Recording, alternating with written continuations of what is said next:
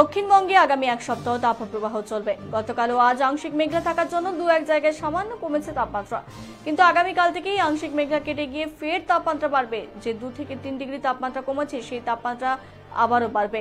মেঘলা কেটে গেলেই ফের 2 থেকে 4 ডিগ্রি তাপমাত্রা বাড়বে, জানালেন আলিপুর আবহাওয়া দফতরে আবহাওয়াবিদ সরিষ বন্দ্যোপাধ্যায়। তিনি বলেন, আজ হালকা বৃষ্টির সম্ভাবনা পশ্চিমের 2-3 জেলাতে। বৃষ্টিতে তাপমাত্রা কমার কোনো সম্ভাবনা নেই। আংশিক মেঘলা আকাশের দিন এবং রাতের তাপমাত্রা কিছুটা কমবে। দক্ষিণবঙ্গে তাপপ্রবাহ চলবে আজকেও। চরম তাপপ্রবাহের লাল সতর্কতা পূর্ব মেদিনীপুরে, চরম তাপপ্রবাহের হলুদ সতর্কতা দক্ষিণ 24 পরগনায় 2-1 জায়গায়। 11 জেলায় তাপপ্রবাহের সতর্কবার্তা। পশ্চিম বর্ধমান, উত্তর 24 পরগনা, পশ্চিম মেদিনীপুর, ঝাড়গ্রাম, পুরুলিয়া, বাঁকুড়া, হুগলি, পূর্ব বর্ধমান, বীরভূম, মুর্শিদাবাদ, নদিয়া, এই 10 জেলায় তাপপ্রবাহের সতর্কবার্তা। কলকাতা ও হাওড়ায় তাপপ্রবাহের থেকে মুক্ত। শুক্রবার ও শনিবার বাড়বে তাপমাত্রা। তীব্র তাপপ্রবাহ কলকাতা সহ দক্ষিণবঙ্গের বাকি সব জেলাতেই এই সতর্কবার্তা আলিপুর আবহাওয়া দফতরের তরফ থেকে দেওয়া হয়েছে। পশ্চিমের জেলাতে লু বইবারও পরিস্থিতি হতে পারে। উত্তরবঙ্গ তাপপ্রবাহের প্রভাব পড়েছে। নিচের দিকে জেলাগুলোতে গরম ও অস্বস্তিকর আবহাওয়া এবং ওপরের দিকে জেলাগুলোতে ক্রমশ বৃষ্টি কমে যাবে। বাড়বে তাপমাত্রা, অস্বস্তি। মালদা, উত্তর ও দক্ষিণ দিনাজপুর জেলাতেও তাপপ্রবাহের মতো পরিস্থিতি। আজ বুধবার থেকে 3 জেলায় তাপপ্রবাহ চলবে। দার্জিলিং, কালিম্পং এবং জলপাইগুড়িতে বিক্ষিপ্তভাবে সামান্য হালকা বৃষ্টির সম্ভাবনা রয়েছে।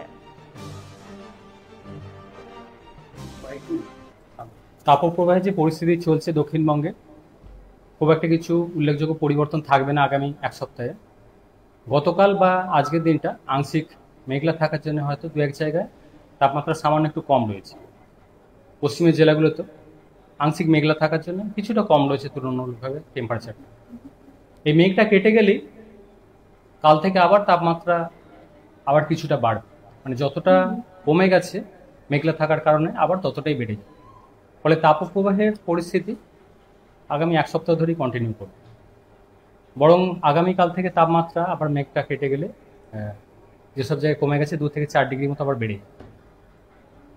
তীব্র তাপপ্রবাহের সতর্কতা থাকছে 23 তারিখে মেনলি উপকূলের কাছাকাছি এলাকায় 2-1 জায়গায়, পূর্ব মেদিনীপুর এবং দক্ষিণ 24 পরগনা, এই জেলাগুলোতে।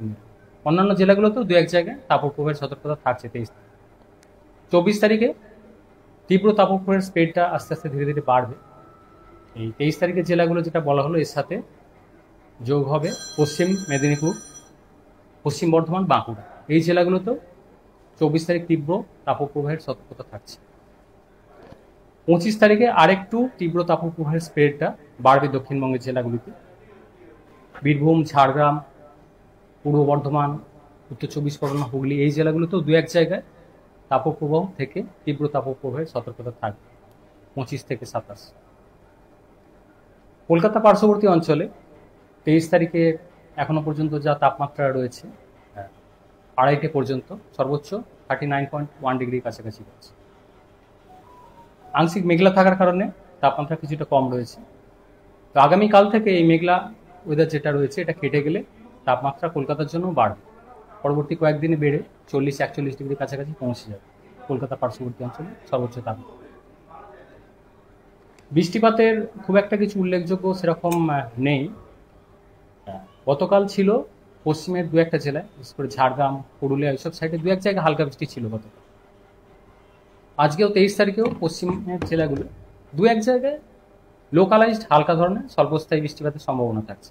সিগনিফিকেন্ট কিছু নেই। তাপমাত্রা যে এতে কমবে সেরকম কমার মতো কিছু উল্লেখযোগ্য কিছু নেই। পশ্চিমের জেলাগুলো 2-1 জায়গায় থাকলেও সেটা খুবই লোকালাইজড এবং খুবই স্বল্প সময়ে, খুব অল্প করে। উত্তরবঙ্গের জন্য মেনলি মালদা, উত্তর দক্ষিণ দিনাজপুর, এই জেলাগুলোয় আগামী 5 দিন তাপপ্রবাহের সতর্কতা থাকছে।